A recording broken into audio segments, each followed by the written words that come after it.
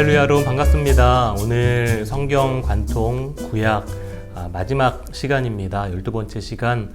오늘은 소선지서, 소예언서라고 이야기하죠. 호세아서부터 말라기까지 성경 관통 강의를 시작하도록 하겠습니다.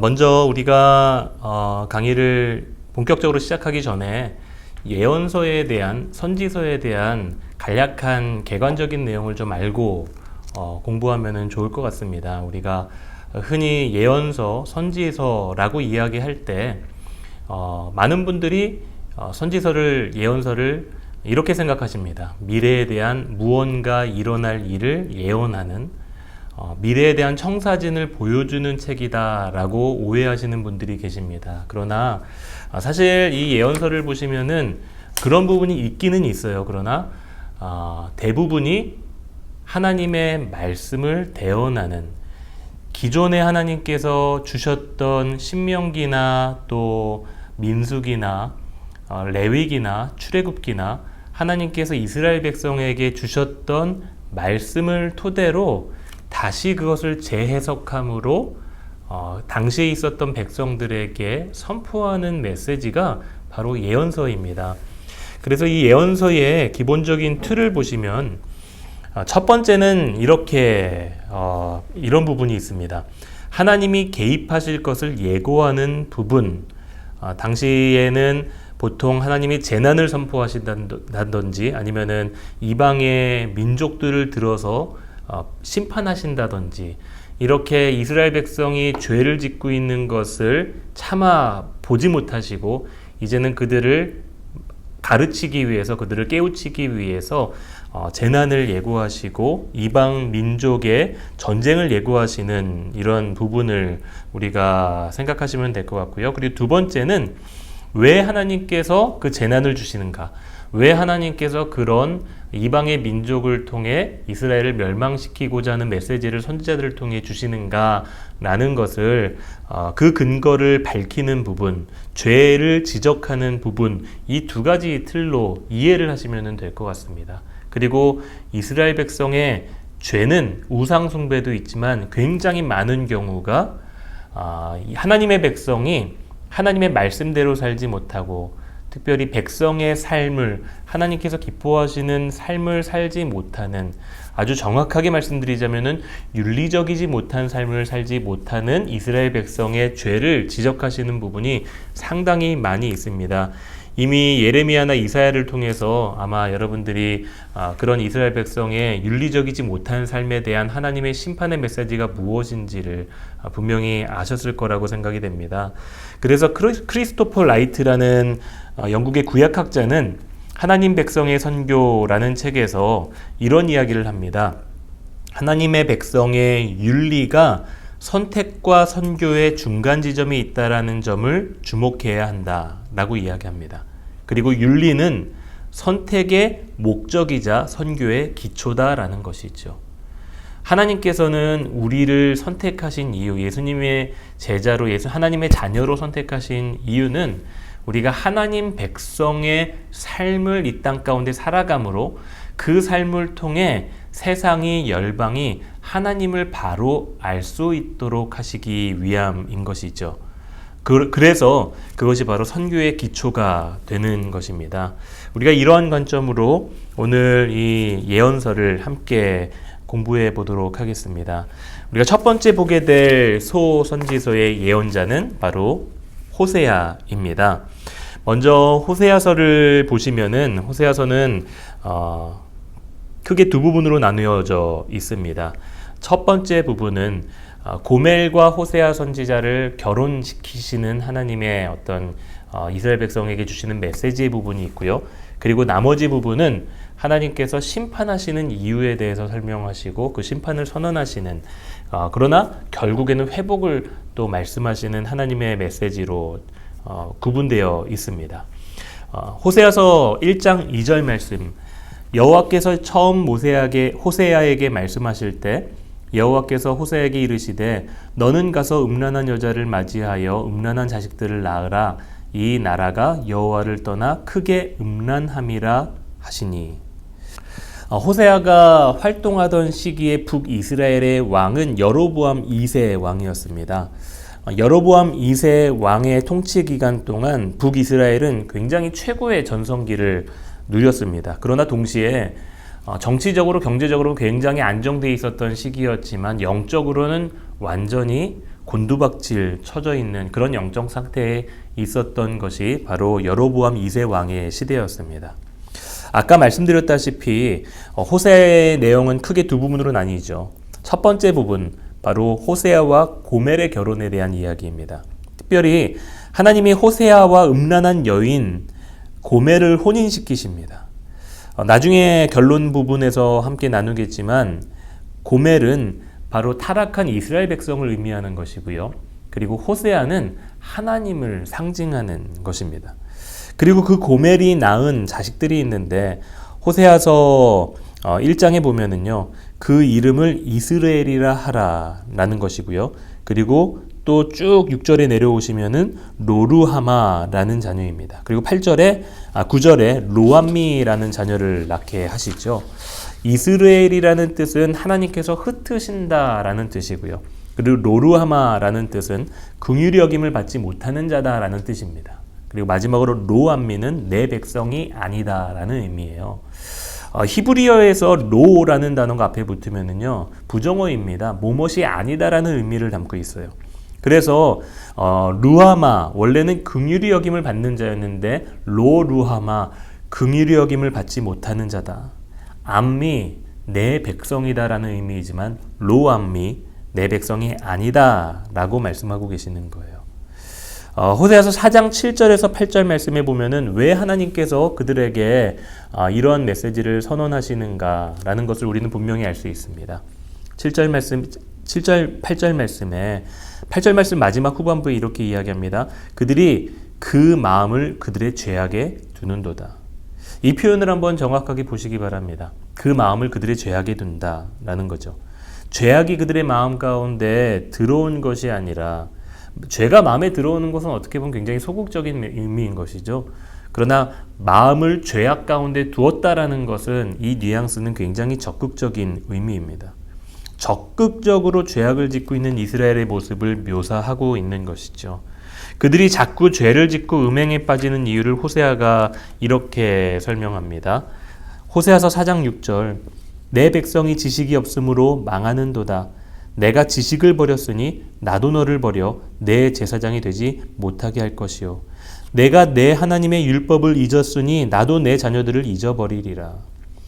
그들이 적극적으로 죄악을 짓고 있는 이유는 바로 지식이 없기 때문인 것입니다. 어떤 지식인가? 바로 하나님을 아는 지식, 그 지식이 없었던 것이죠. 정확하게 말씀드리자면은 하나님의 마음을 아는 지식이 없었던 겁니다. 아버지와 아들 관계에서 정말 그 두 사람이, 아버지와 아들이 서로를 사랑하고 서로를 너무나도 잘 알고 그 마음을 품는다면은 아들의 표정을 보고 아버지의 표정을 보고 알 수 있는 것이죠. 어떤 문제가 있는가, 어떤 아픔이 있는가, 어떤 근심과 걱정이 있는가 라는 것을 생각을 할 수 있겠지만, 지금 이스라엘 백성은 하나님 아버지의 마음을 전혀 모르는 겁니다. 하나님은 아파하시고 하나님은 마음이 찢어지시는데 이스라엘 백성은 그것에 둔감하고 그것을 생각하지 않고 끝까지 적극적으로 죄를 짓고 있는 것이죠. 자, 하나님 아버지의 마음을 대변하는 것은 분명히 율법, 말씀입니다. 그래서 내가 내 하나님의 율법을 잊었으니 나도 내 자녀들을 잊어버리리라. 하나님의 말씀인 율법을 잊는 것, 그것을 잊었기 때문에 하나님의 마음을 도무지 분간할 수도 없고 이해할 수도 없는 백성들이 바로 이스라엘 백성의 모습이라는 거예요. 그 율법에서 하나님의 마음을 품고 있는 것은 바로 사랑입니다. 호세아서 6장 6절에 보면은 나는 인애를 원한다라고 말씀하세요. 하나님이 진짜로 원하시는 것은 인애입니다. 하나님께서 이스라엘 백성에게 원하시는 모습은 바로 인애, 사랑이에요. 그러나 그 지식이 없어서, 하나님을 아는 지식이 없어서 그들의 죄의 결과물, 인애와 사랑이 없어서 일어나는 일들, 살인과 도둑질, 우상숭배, 이러한 일들이 이스라엘 백성들에게 일어나고 있는 것이죠. 특별히 16절 말씀에 보시면은 이스라엘은 완강한 암소처럼 완강합니다. 이 완강하다라는 것은요, 완고하다라는 것을 의미하는 것입니다. 옳은 길로 가지 않으려고 하는 의의 길로 하나님은 가자고 초대하시고 이끌어 가시려고 하는데 암소처럼 끝까지 완강하게 버티면서 움직이지 않는 이스라엘 백성. 처음에는 무지에서 시작이 됐습니다. 그러나 시간이 지나면서 자발적인 고집과 죄악으로 더 그 죄악의 모습이 번져가는 모습들을 우리는 보게 됩니다. 따라서 우리가 돌아가기 위해서 이스라엘 백성이 해야 될 일은 이제 완강함에 완고함에 힘을 다 빼고 약해져야 주님이 이끄시고 먹이시고 그리고 신실하게 이끌어 가신다라는 영적 원리를 우리는 배우게 되는 것이죠. 그래서 오늘 호세아가 백성들에게 호소하는 것이 있습니다. 호세아 6장 1절 3절에 오라 우리가 여호와께 돌아가자. 여호와께서 우리를 찢으셨으나 도로 낫게 하실 것이요 우리를 치셨으나 싸매어 주실 것임이라. 하나님이 돌아가면 낫게 해주신다라고 말씀하세요. 찢으셨다고 끝이 아닙니다. 돌아가면 낫게 하시고 싸매어 주신다라는 거예요. 이것을 하나님의 은혜라고 하는 거죠. 여러분, 이 호세아서를 마무리하기 전에 우리 한 가지 조금 더 생각을 해볼 필요가 있습니다. 호세아와 고멜을 연결시켜 주신 주선자가 누구인가? 이거 사단이 아닙니다. 호세아와 고멜을 연결시켜 준 분은 하나님이세요. 그 말의 뜻은 호세아와 고멜을 결혼시킨 음란한 여인인 고멜을 함께 결혼시켰었던 이유는 분명한 하나님의 의미가 있다라는 겁니다. 이 결혼의 기저에는 음란한 여인과 같은 이스라엘 백성이지만 하나님은 그 음란한 이스라엘을 품으셨다라는 것을 의미하는 겁니다. 호세와 고멜의 만남을 통해서 하나님은 이스라엘 백성이 이렇게 죄를 지었기 때문에 내가 너를 심판할 것이다 라는 메시지를 던지고도 계시지만 동시에 이 호세아와 고멜의 결혼을 통해서 주선하신 이유, 나중에 성경을 계속 보시면은 호세아가 도망간 그 아내를 계속해서 또 돈으로 사서 데리고 오는 이런 장면이 나오죠. 마찬가지로 하나님은 호세아가 이 고멜이라는 여인을 끝까지 품고 사랑했던 것처럼 네가 아무리 그렇게 연약하고 네가 아무리 그렇게 죄인이라도 나는 끝까지 너를 사랑하고 포기하지 않을 거야 라고 말씀하시는 겁니다. 그리고 그 의미가 바로 십자가에서 성취되죠.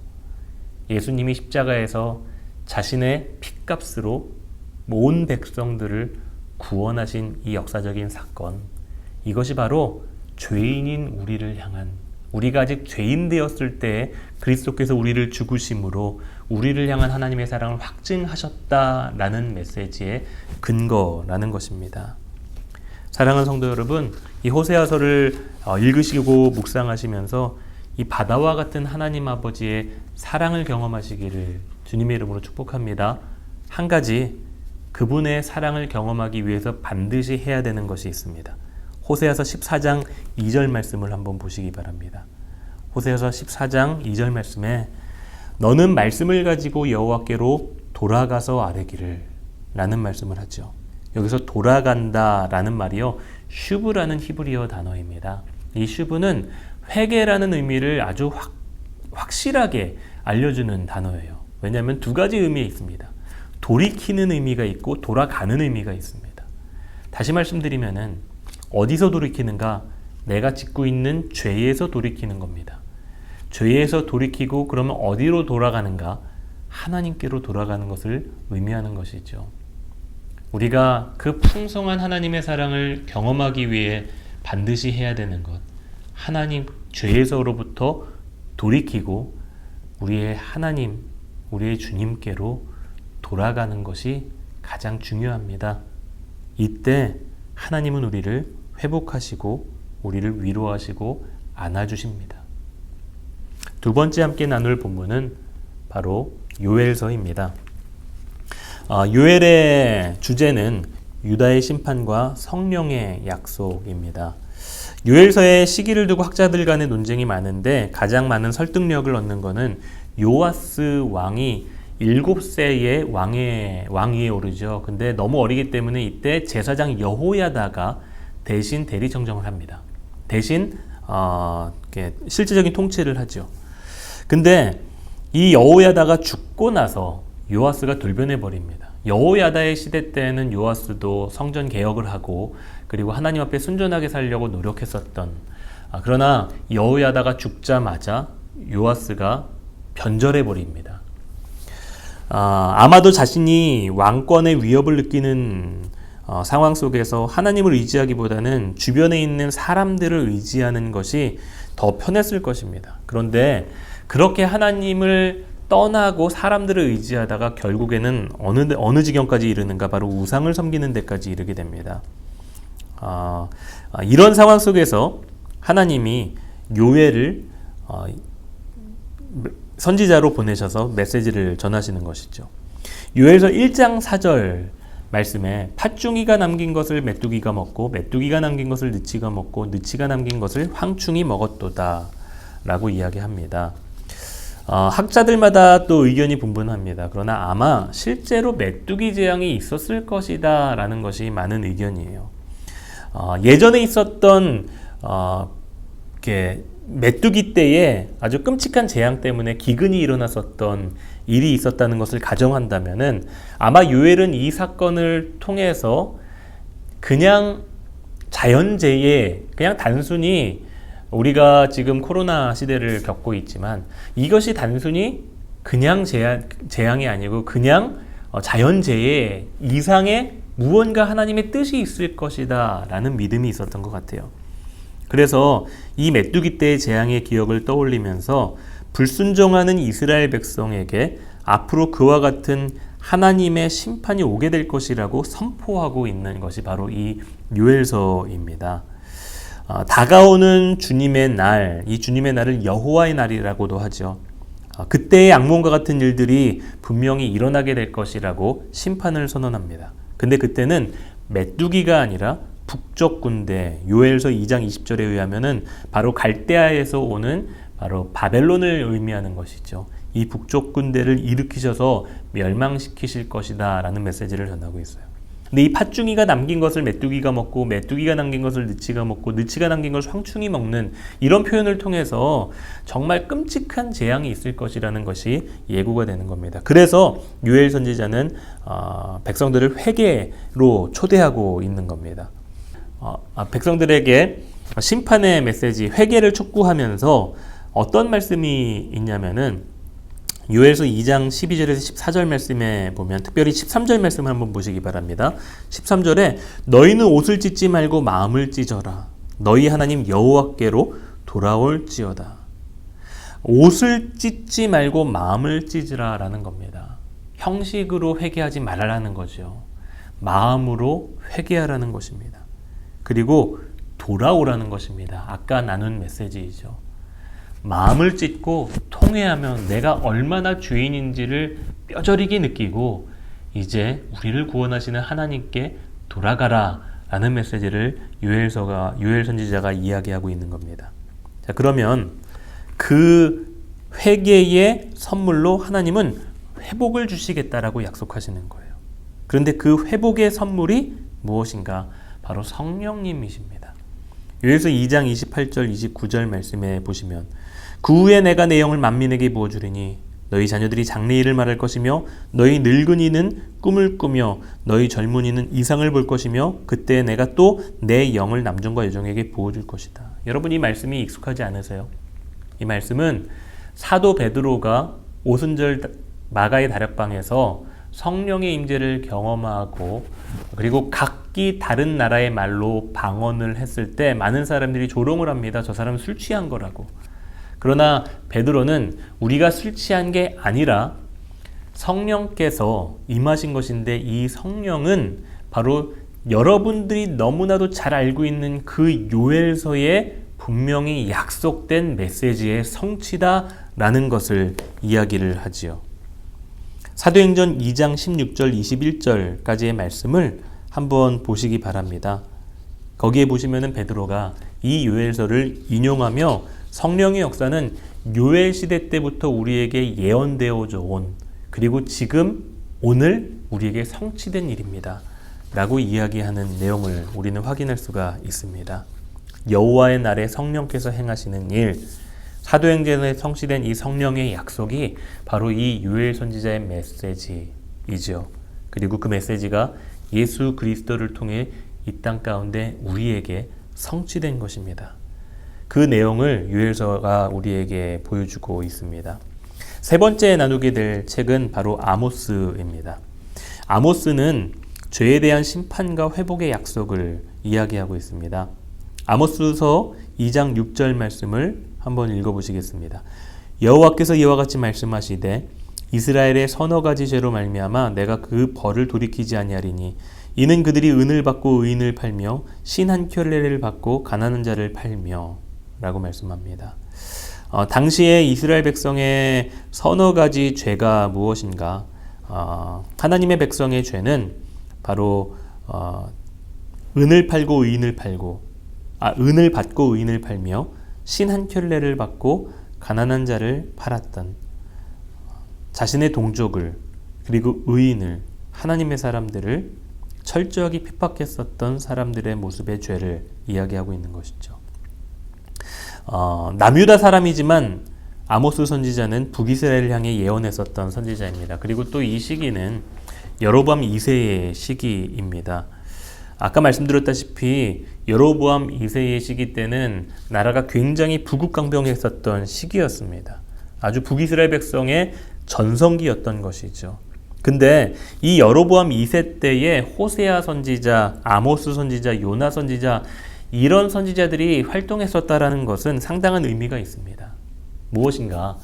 바로 가장 번성할 때, 가장 인생의 피크 포인트를 치고 있을 때, 그때 영적으로 빈곤했던 이스라엘 백성, 그리고 이스라엘의 왕들의 모습들을 보여주고 있는 겁니다. 그럴 때 그들이 싫어하는 사람이 누구인가? 바로 선지자이죠. 그럴 때 그들이 싫어하는 것이 무엇인가? 하나님의 말씀을 듣는 것입니다. 왜냐하면 내가 지금 누리는 것을 포기하라고 하나님은 말씀하고 계시기 때문입니다. 그래서 그들은 듣지 않습니다. 아무튼 아모스 선지자는 먼저 열방과 유대에 대한 심판을 1장에서 2장까지 쭉 이야기합니다. 동일한 패턴으로 표현하는 것은 바로 서너 가지 죄라는 내용이죠. 서너 가지 죄를 때문에 내가 심판하실 것이다 라는 것을 패턴으로 말씀을 하십니다. 이방 민족들을 심판하시는 이유, 사실 하나님은 이방 나라를 이스라엘 백성과 남유다를 돌이키게 하려는 도구로 사용하셨습니다. 그러나 하나님께서 그들에게 그들의 죄를 마음껏 지을 수 있는 발판을 허락하신 것은 아닙니다. 그저 묵인하신 것입니다. 그들을 통하여서 남유다와 이스라엘 백성이 돌이키기를 원하셨던 것이죠. 그런데 그들은 마치 자기들이 신인 마냥 탄압과 폭정을 즐기고 있습니다. 유다와 이스라엘을 연단하는 도구로 사용하신 것은 오케이, 좋지만 그들의 모든 비윤리적인 행위까지 다 수용하신 것은 아니라는 것이죠. 자, 그런데 이방 나라를 심판하는 메시지를 들었을 때 이스라엘 백성의 입장에서는 사람들의 마음은 굉장히 통쾌했을 것입니다. 왜냐하면 그들은 우리를 핍박했던 사람이고 우리의 대적과 같은 나라였기 때문에 그런 거죠. 그러나 그 정죄와 심판의 화살이 조금씩 유다에게, 그리고 이스라엘 백성, 나라에게도 임하게 되는 것을 보게 됩니다.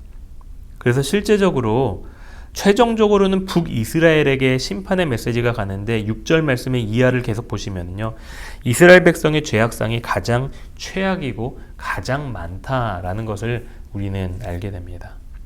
이것이 우리에게 주는 메시지는 나도 예외는 아니다 라는 메시지를 주는 것 같습니다. 나도 심판의 대상이라는 것이죠. 그래서 우리는 늘 스스로를 살펴야 합니다. 우리가 그리스도의 보혈의 공로로 심판대에서 자유로울 것이다 라고 생각하면 안 됩니다. 우리도 언젠간 그 자리에 섭니다. 다만 예수님 때문에 우리가 심판의 판정과 결과로부터 자유할 뿐인 것이죠. 언젠간 우리도 주님 앞에서 판단받을 날이 오게 됩니다. 그 회복을 위해, 이스라엘 백성의 회복을 위해 아모스가 오늘 이야기하고 있는 것이 바로 2장 10절 말씀에 있습니다. 내가 너희를 애굽 땅에 이끌어내어 40년 동안 광야에서 인도하고 아모리 사람의 땅을 너희가 차지하게 하였다라는 것. 저는 이 말씀을 묵상을 하면서 회복의 열쇠는 하나님이 하셨었던 과거의 일, 다시 말씀드리면 은혜를 기억하는 것에서 시작이 되는 것이다 라는 생각을 해봤습니다. 성경에서 이런 패턴이 계속 반복되죠. 예전에 있었던 출애굽했었던 사건들을 하나님은 계속 떠올리게 하면서 그때를 기억해라. 그것이 하나님의 은혜였다라는 것을 다시 생각하라는 것이죠. 그리고 지금 하나님의 은혜를 잃어버린 우리가 그 은혜를 기억하고 다시 한번 회복의 자리로 돌아가기를 원하시고 우리에게 호소하고 계신다라는 것입니다. 그리고 아모스서 3장 2절에는 이런 말씀이 있습니다. 내가 땅의 모든 족속 가운데 너희만을 알았다. 여기서 알다라는 단어는요, 이해하다, 알다, 깊이 이해하다라는 뜻입니다. 하나님이 그들만 알았다라는 것은 이건 이스라엘 백성에게 굉장히 큰 축복입니다. 그 복은 누리면 되는 것이죠. 그러나 그 복에 분명한 책임이 있는데 바로 순종이라는 책임입니다. 우리가 그 책임을 저버렸을 때 그 사람에 대한 실망과 배신감, 그것이 아마 하나님께서 이스라엘 백성에게 느끼시는 그런 좌절감이 아니셨을까, 아픔이 아니셨을까 생각을 해봅니다. 하나님은 이스라엘만 아셨습니다. 그들만 알았는데 그들은 그 축복에 대한 책임인 순종은 저버리고 불순종의 길을 당연한 듯 걸어가고 있는 그런 모습들. 부국강병하고 나라가 강성해지고는 있지만 그것을, 그 은혜를 주신 분은 하나님이신데 그 하나님은 저버리고 우상을 숭배하고 윤리적이지 못한 삶을 사는 그런 사람들, 정의를 바꿔버리는, 불의로 바꿔버리는 그 이스라엘 백성들의 삶의 모습을 보시면서 주님은 실망하고 계시는 거죠. 근데 이 알다라는 단어에 또 다른 의미가 있어요. 그것은 뭐냐면요, 관찰하다라는 의미입니다. 다시 말씀드리면 하나님은 끊임없이 이스라엘 백성을 보고 계셨다라는 겁니다. 그들의 행위를 감찰하고 계셨고, 그리고 그들이 어떤 말을 하는지 하나님은 관찰하고 계셨다라는 거죠. 그리고 참다 못해 이제는 못 참으시고 결국에는 심판의 메시지를 말씀하고 계시는 것입니다. 그래서 하나님은 7장에서 9장까지의 말씀에 보면은요, 이 심판의 메시지를 5개의 환상으로 선포하시죠. 황충의 환상, 불환상, 다림줄 환상, 여름실과 환상, 성전 환상으로 심판의 메시지를 선언하십니다.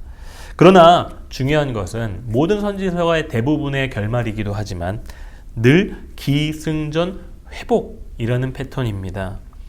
아모스의 중보를 통해 하나님께서 뜻을 돌이키셨으므로 라는 패턴이 계속해서 반복이 되죠.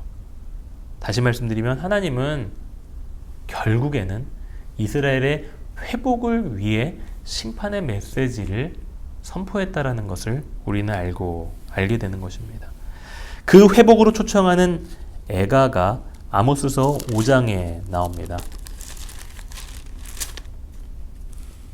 아모스서 5장 말씀에 보면은 4절 6절 말씀에 여호와께서 이스라엘 족속에 이와 같이 말씀하시기를 너희는 나를 찾으라 그리하면 살리라. 그리고 6장 말씀에 이렇게 말씀합니다. 너희는 여호와를 찾으라 그리하면 살리라. 하나님을 찾고 살라는 초청의 메시지입니다. 그때 하나님께서 하시는 일이 바로 9장 11절 말씀에 나와 있죠. 그날에 내가 다윗의 무너진 장막을 일으키고 그것들의 틈을 막으며 그 허물어진 것을 일으켜서 옛적과 같이 세울 것이다 라는 회복의 약속을 주십니다. 네 번째로 함께 또 읽을 책은 바로 오바댜서입니다. 이 오바댜서는 에돔의 심판과 이스라엘의 회복에 대한 내용을 담고 있습니다. 오바댜서 1장 10절 말씀에 내가 내 형제 야곱에게 행한 포악으로 말미암아 부끄러움을 당하고 영원히 멸절되리라 라는 말씀이 있죠. 예언서 가운데 가장 짧은 책이 바로 이 오바댜서입니다. 딱 한 장으로 기록된 책이 바로 오바댜죠. 오바댜와 나훔이라는 선지자는요, 이방 나라에 대해서만 심판의 메시지를 선포했었던 사람들입니다. 오바댜는 에돔, 즉 에서의 자손에게 주어진 말씀이죠. 에돔이 정죄당하는 이유가 있습니다.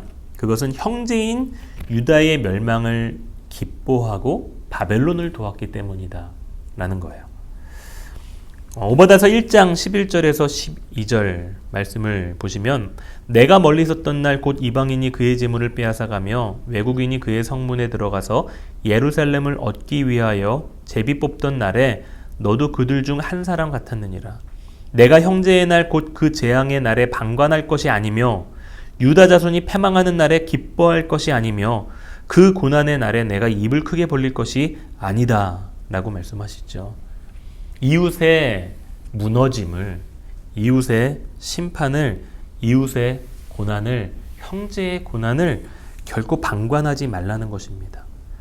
아니, 오히려 이 에돔 땅은 그들이 무너지는 것, 형제의 땅이, 남유다 백성이, 유다의 백성이 멸망하는 그것을 오히려 방관하는 것을 넘어서 기뻐하고 기쁨으로 여겼었던, 하나님은 이 죄를 너무나도 잘못된 것으로 보십니다.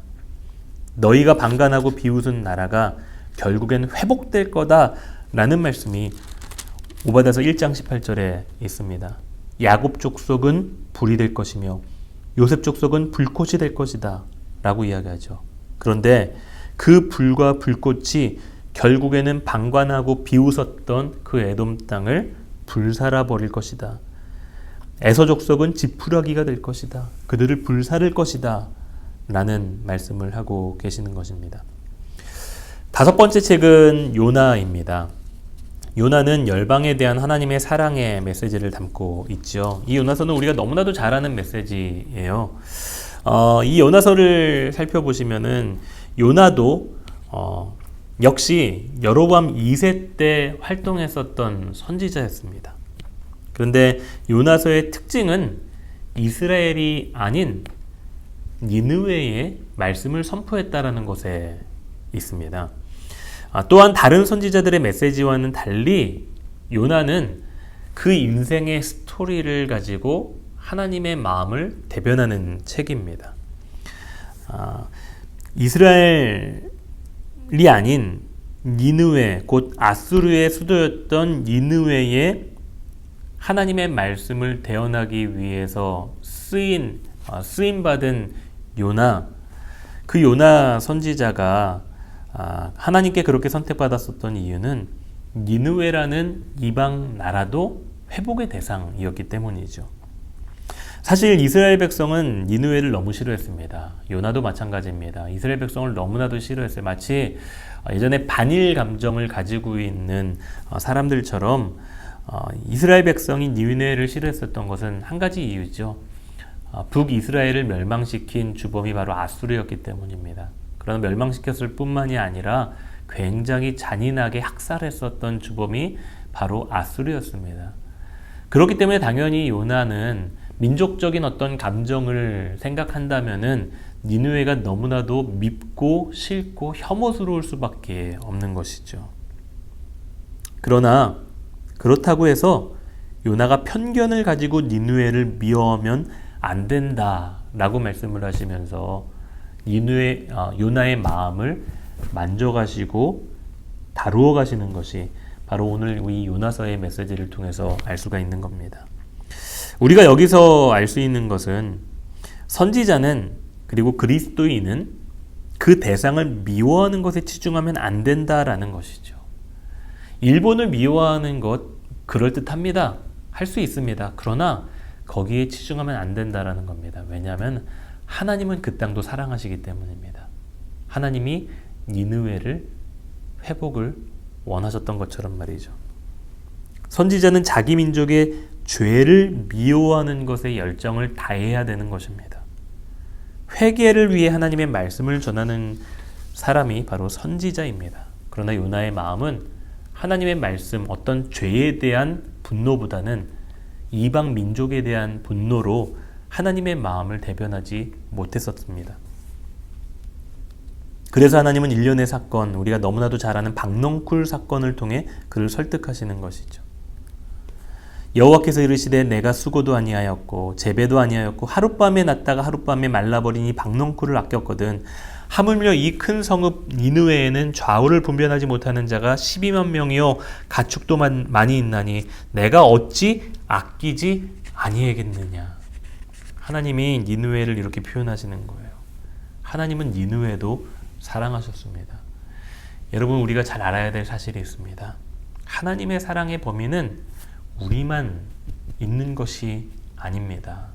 하나님의 사랑의 레이더망에는 나와 예수님 믿는 사람들만 있는 것이 아니라 예수 믿지 않는 수많은 사람에게도 있다라는 겁니다.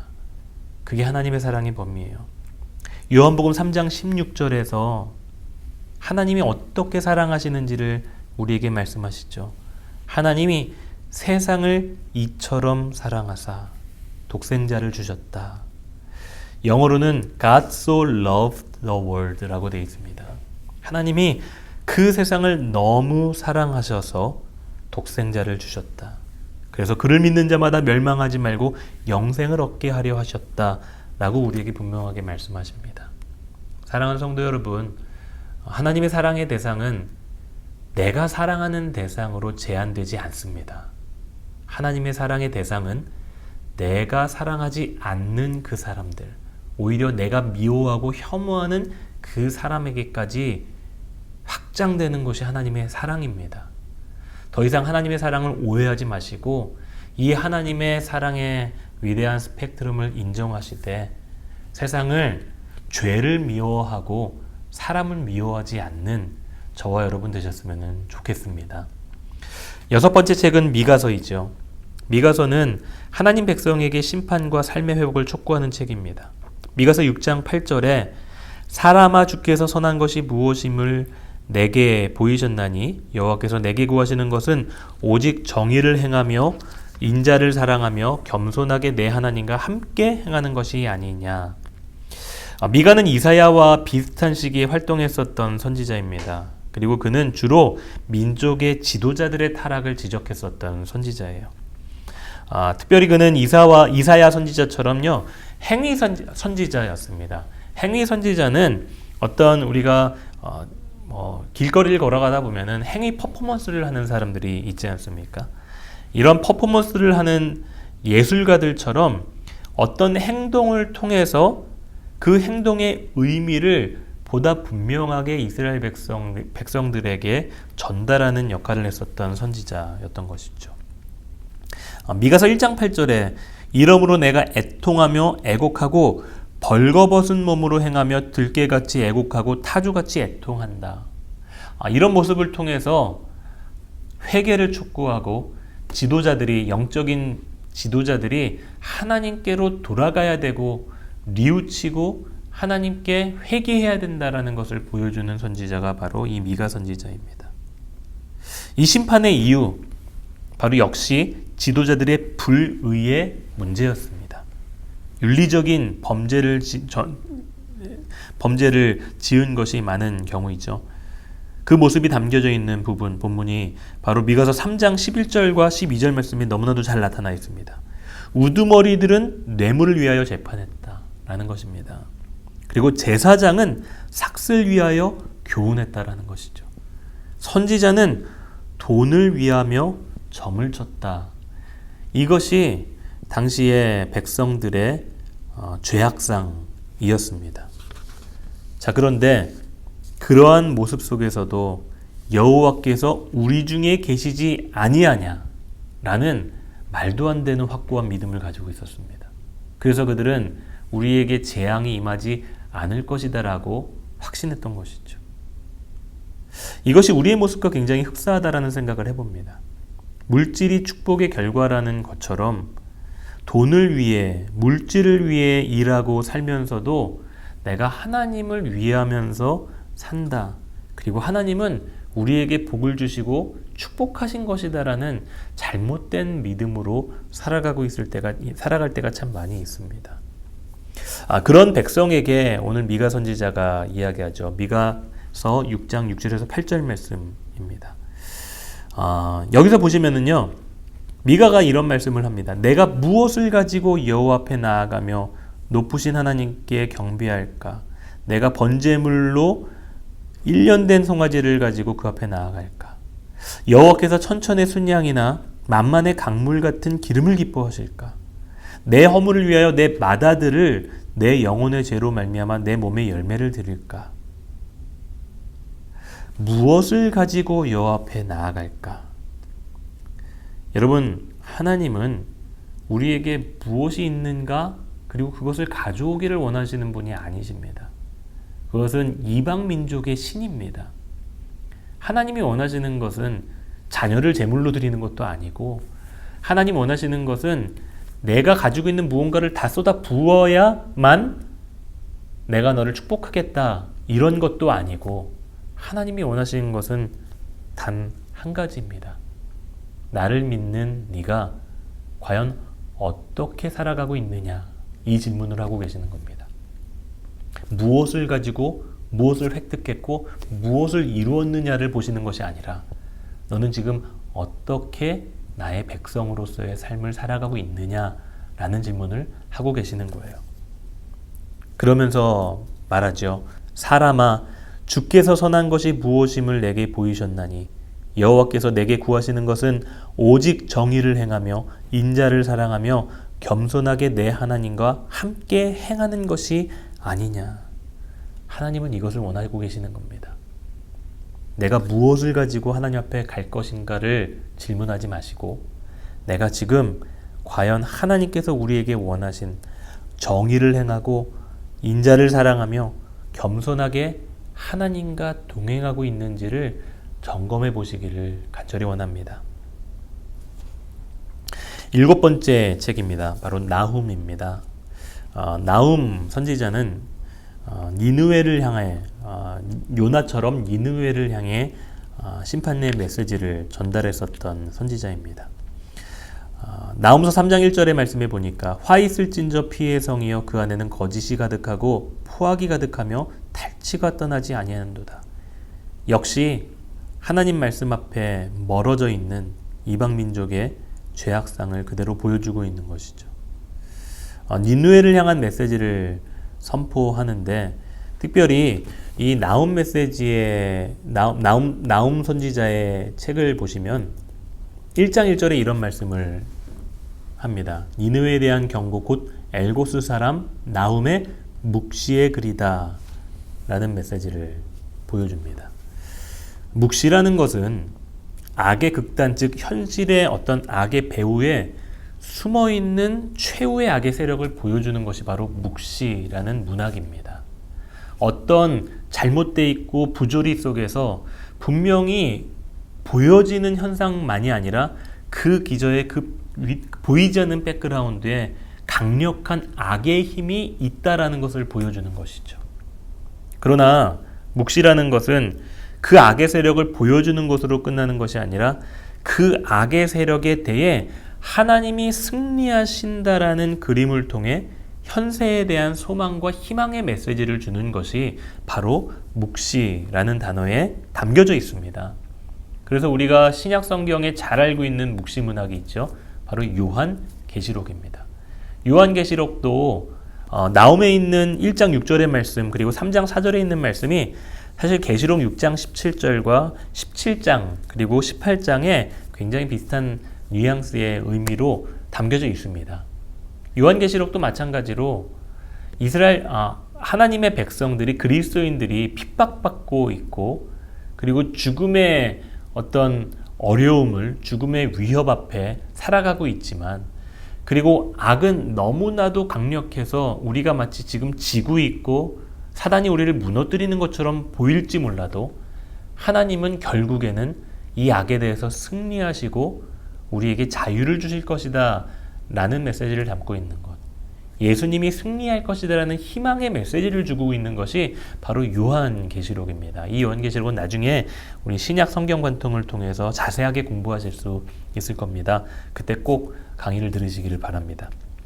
아무튼 이 나훔 선지자의 메시지에는 묵시적인 성격이 있다라는 것. 그래서 나훔 선지서 1장 6절과 나훔 선지서 3장 4절의 말씀이 계시록에 있는 내용과 비슷하다라는 것들도 한번 생각해 보시고 넘어가시면 될 것 같습니다. 8번째 책은 바로 하박국 선지자의 책입니다.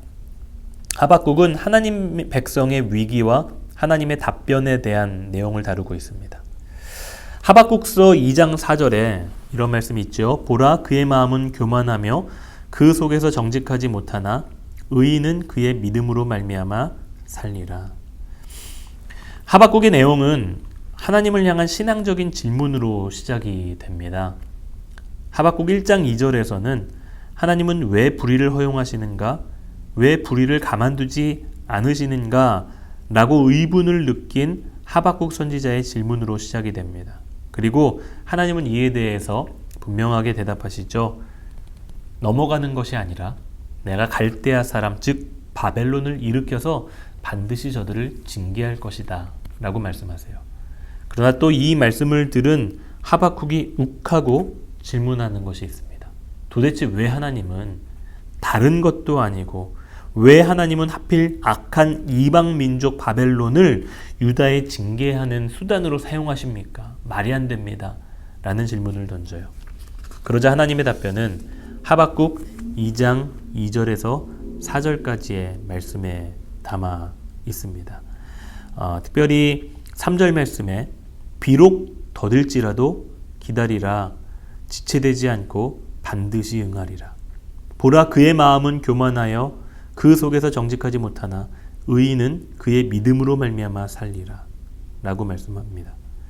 이게 굉장히 동문서답 같은 말씀이죠. 무책임한 어떤 책임 회피적인 답변인 것 같습니다. 그러나 하나님께서 오늘 하박국 선지자에게 확신하는 것은 무엇인가? 어쨌든 내가 반드시 이룰 것이다 라는 메시지인 겁니다. 그러니 현재에서 소망을 경험하라는 겁니다.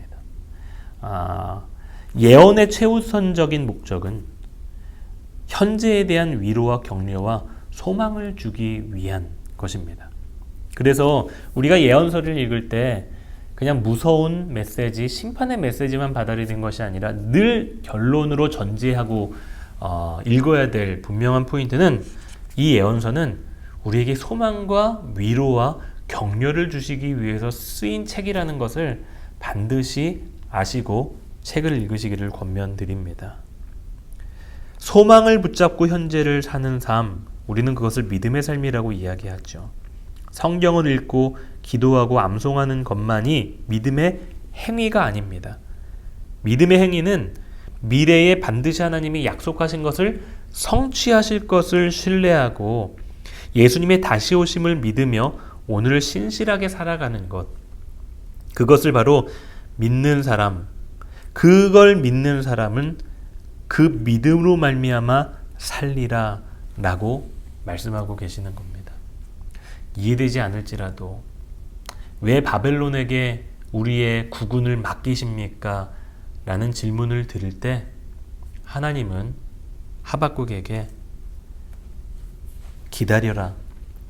어쨌든 내가 지체되지 않고 반드시 내가 너희에게 한 약속들을 응할 것이다. 그리고 권면하는 하나님의 메시지는 무엇보다도 지금 필요한 것은 믿음으로 살아가는 의인으로서 살아가는 신앙의 태도다라고 우리에게 말씀하고 계시는 것입니다. 악인의 결말은 공의로우신 하나님께 신뢰하며 맡겨드리고 그저 우리에게 믿음을 요구하고 계시는 것이죠. 이 믿음을 신약에서 사도 바울이 로마 교회 성도들에게 동일하게 요구했습니다. 구원의 이유를 논리적으로 따지는 사람들에게 일침을 가하는 메시지, 바로 로마서 1장 17절이죠. 복음에는 하나님의 의가 나타나서 믿음으로 믿음에 이르게 하나니 기록된 바 오직 의인은 믿음으로 말미암아 살리라 함과 같으니라. 이 하나님의 메시지를 들은 하박국의 고백, 우리가 너무나도 잘 알고 은혜 받는 또 찬양의 가사로도 잘 사용되는 본문이죠. 하박국 3장 17절에서 18절까지의 말씀. 비록 무화과 나무가 무성하지 못하며 포도나무에 열매가 없으며 감람나무에 소출이 없으며 밭에 먹을 것이 없으며 우리의 양이 없으며 외양간에 소가 없을지라도 나는 여호와로 말미암아 즐거워하며 나의 구원의 하나님으로 말미암아 기뻐하리로다. 이해되지 않아도 납득하지 못하는 상황이라고 할지라도 나는 여호와를 말미암아 기뻐하는 이 믿음으로 살아가겠습니다. 라는 고백인 것이죠. 또 다른 책은 스바냐입니다. 스바냐는 유다와 열방에 대한 심판과 회복의 소망을 담고 있는 책입니다. 1장 6절에 여호와를 배반하고 따르지 아니한 자들과 여호와를 찾지도 아니하며 구하지도 아니한 자들을 멸절할 것이다. 스바냐라는 선지자는 구약 성경 여러 곳에 나타납니다. 스바냐 선지자는 므낫세에서부터 요시야에 이르는 시기에 활동했었던 선지자입니다. 므낫세 통치 때에는 종교 혼합주의를 책망을 했습니다. 스바냐서 1장 4절에서 6절 말씀에 보면은 이런 말씀이 있죠. 특별히 5절 말씀에 보니까 그들이 여호와께 맹세하면서 말감을 가르쳐 맹세하는 자들이라는 이야기를 하십니다. 말감은 모압과 암몬이라는 나라의 신입니다. 여호와께 맹세하면서 플러스 말감에게 맹세했다라는 것은 혼합적인 종교의 모습을 보여주는 거죠.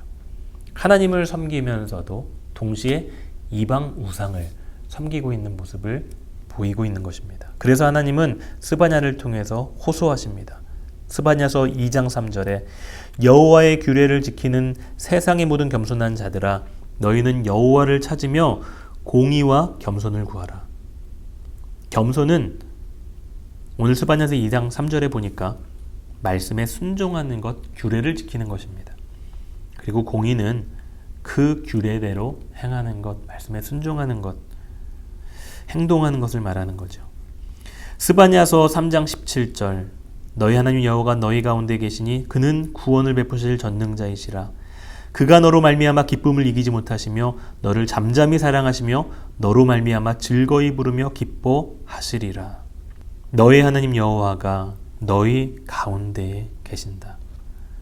그렇게 불순종하고 하나님을 사랑한다라고 이야기하면서 또 이방신도 섬기고 있는 그들의 그 불충한 모습, 그런 사회 속에서 하나님은 너희 가운데 계실 것이다.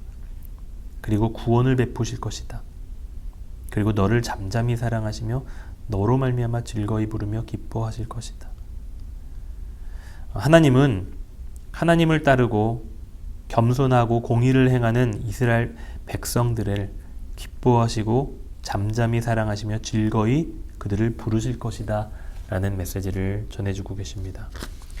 스바냐서 2장 4절부터는 이방민족을 향한 심판의 메시지입니다. 그런데 우리가 2장 11절에서 이 메시지는 한번 꼭 알고 아시고 넘어가셨으면 좋겠습니다. 스바냐 2장 1절 그들에게 두렵게 되어서 세상의 모든 신을 세약하게 하리니 이방의 모든 해변 사람들이 각각 자기 처소에서 여호와께 경배하리라. 여러분, 하나님은 이방을 향한 심판의 메시지를 전하시면서도 결국 그들의 구원까지 보고 계시는 모습을 보게 됩니다. 열방을 품으시는 것입니다. 그런데 그들을 구원하시려는 방법이 무엇인가? 바로 그들의 신을 무너뜨리시는 거예요.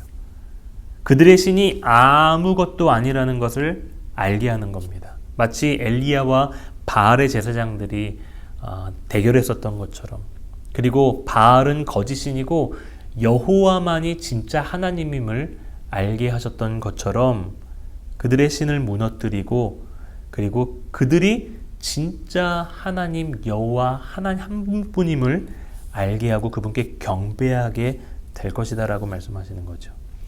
이런 구도를 우리는 진리 대결 구도라고 이야기합니다.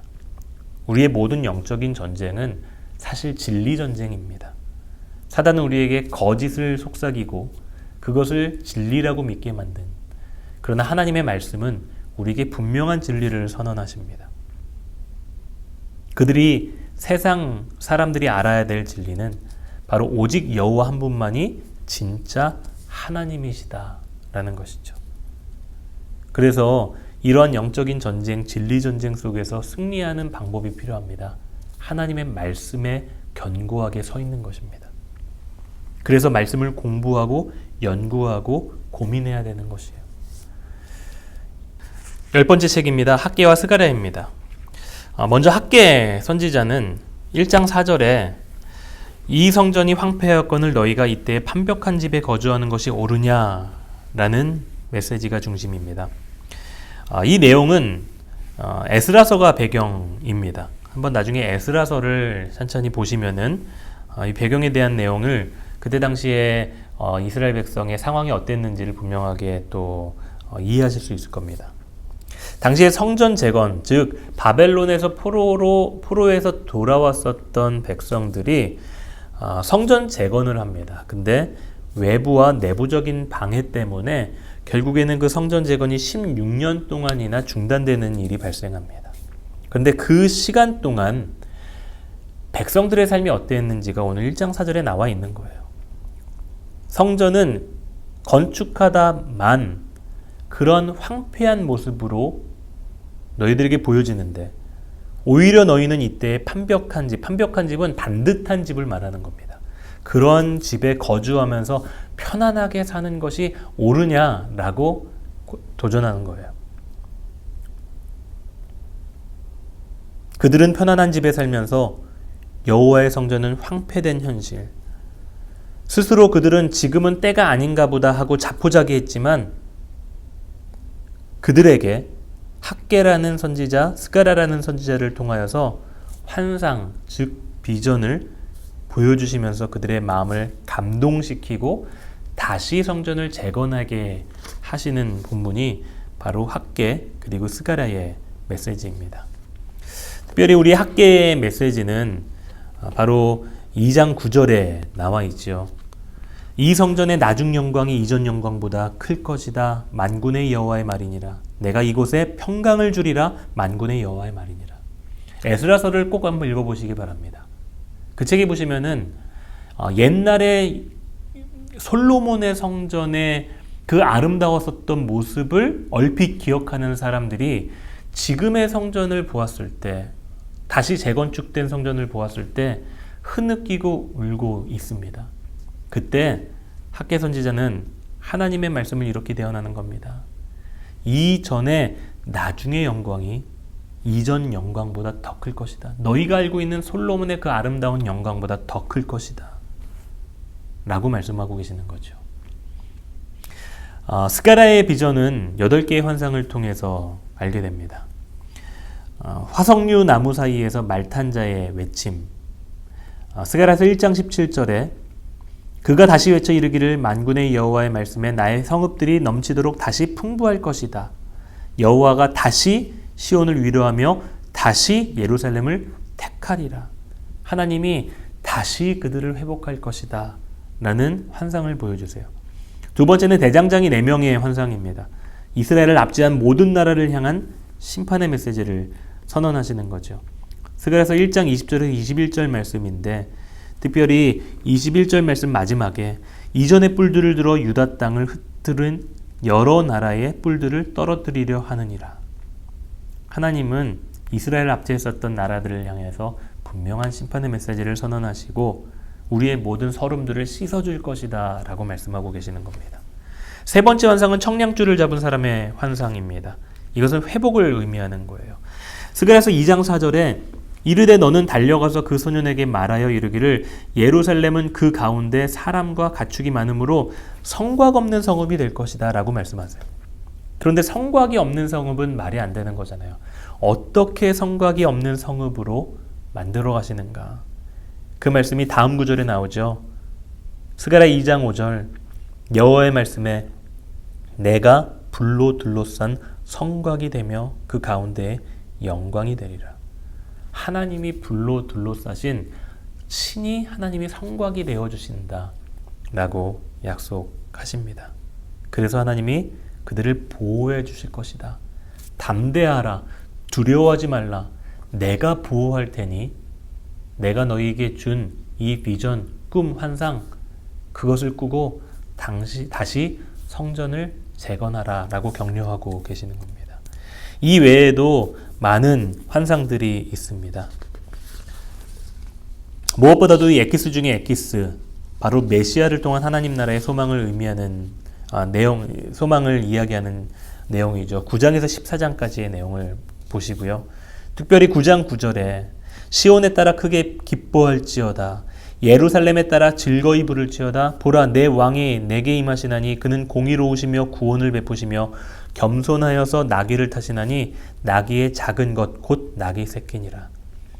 그 메시아를 통해 하나님이 우리에게 보여주시는 영광스러운 그림, 바로 스가랴서 14장 9절, 여호와께서 천하의 왕이 되시리니 그 날에는 여호와께서 홀로 한 분이실 것이요 그 이름이 홀로 하나이실 것이다.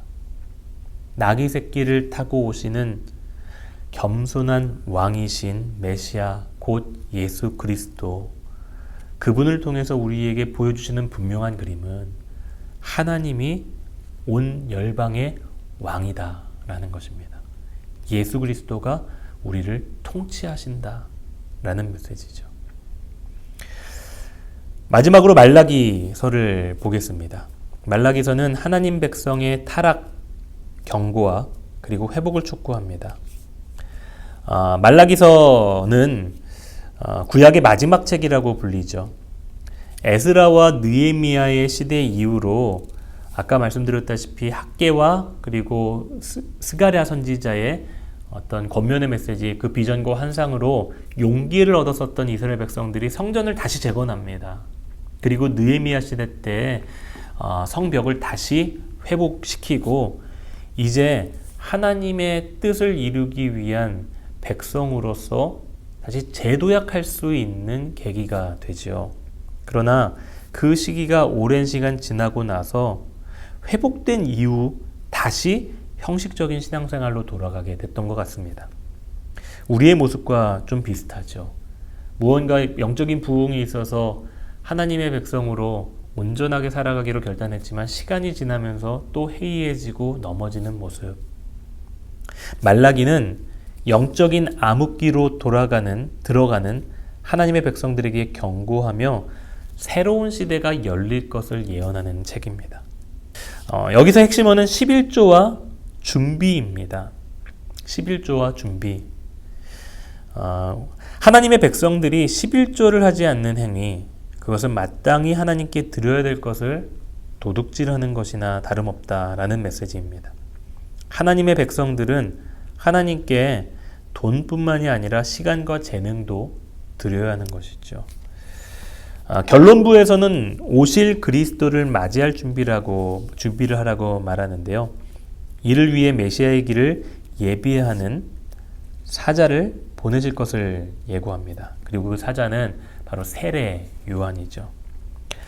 저는 근데 이 말라기를 묵상을 하면서 분명히 말라기는 11조에 대한 이야기를 하고 있습니다. 그러나 말라기서를 전체적으로 계속 살펴보다 보면은 말라기가 정말로 11조라는 단어, 그 11조를 헌금을 하라라는 단어로 그런 의미로 이 말라기를 썼는가라는 것이 아니라는 것을 알게 됩니다.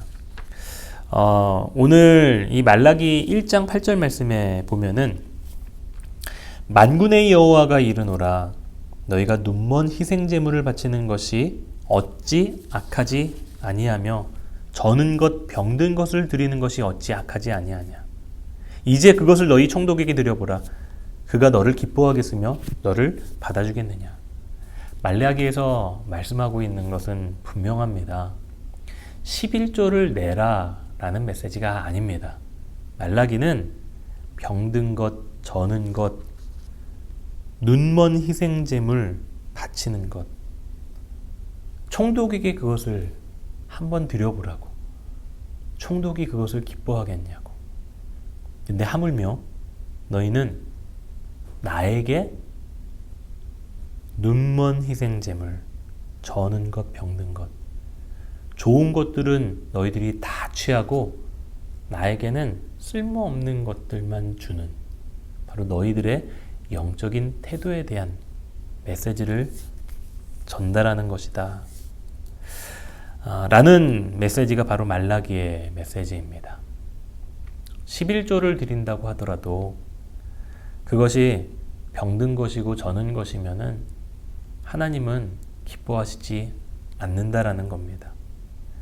우리가 예배와 헌금과 그리고 우리의 삶의 헌신에 조금 다시 한번 이 말라기를 통해서 새롭게 생각해 보았으면 좋겠습니다. 시간을 드리고 물질을 드리고 마음을 드리지만 어쩔 때 보면은 저도 마찬가지입니다. 내 시간은 남는 시간을 드릴 때가 참 많이 있는 것 같아요. 내 마음을 다른 것에 다 쏟고 내 물질, 내 경제적인 자녀에 대한 마음을 다 쏟고 그러고 나서 남는 마음을 드릴 때가 참 많이 있는 것 같습니다. 내 물질, 내가 쓰고 싶은 모든 것들을 다 사용하고 나서 그러고 나서 남는 물질을 드릴 때가 많이 있는 것 같습니다. 아마 이러한 모습이 부끄럽지만 또 저의 모습이고 어떻게 보면 여러분의 모습이 될 수도 있을 거라고 생각이 됩니다. 여러분 오늘 이 말라기서를 읽으시면서 그냥 11조라는 단어, 이 단어만 생각하시는 게 아니라 내가 11조를 드려도, 아니 11조가 아닌 내 시간과 재능을 드려도 나는 나에게 남는 것을 드리는가? 나는 내가 다 쓰고 나서 저는 것, 병든 것, 눈먼 희생제물을 드리고 있는 것은 아닌가? 한번 심각하고 진지하게 우리의 믿음과 신앙을 다시 한번 돌아보시기를 바랍니다. 예언서를 이제 다 마무리했습니다. 이제 앞으로 또 신약 관통 시간이 준비될 텐데요. 여러분 그 시간도 꼭 참여하셔서 하나님의 말씀, 특별히 예수님을 통해서 어떻게 하나님의 교회가 세워져 갔는지, 그 하나님의 마음과 열정과 꿈과 뜻이 무엇인지를 또 배워가실 수 있는 시간이 되시기를 소망합니다. 오랜 시간 동안 성경관통을 잘 공부해 주시고 따라와 주셔서 감사드리고요. 그리고 다음에 또 유익한 어떤 강의, 유익한 성경관통 시간에서 함께 또 뵙도록 하겠습니다. 늘 승리하시고 어려운 이 시기 하나님의 말씀으로 승리하시는 저와 여러분 되시기를 주님의 이름으로 축복합니다. 기도하겠습니다. 하나님 아버지 감사합니다. 지난 12주 과정을 통해서 우리가 성경관통을 공부했습니다.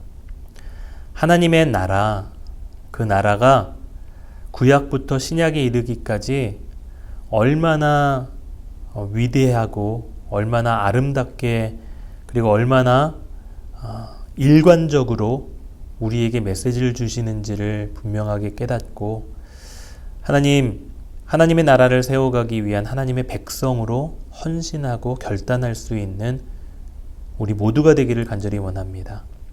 특별히 구약을 통해서 우리에게 주신 메시지가 있다면, 특별히 우리 선지자를 통해서 우리에게 주신 하나님의 음성을 가슴에 새기고 하나님 그리스도인의 삶으로 신천하며 우리의 삶을 통하여서 열방이 이방 민족이 하나님이 하나님이심을, 여호와만이 진짜 하나님이심을 보게 되는 은혜, 예수님만이 진짜 하나님이심을 알게 되는 은혜가 넘치기를 소망하오니 모든 성도님들의 삶 가운데 이 은혜가 충만하게 넘칠 수 있도록 인도하여 주시옵소서.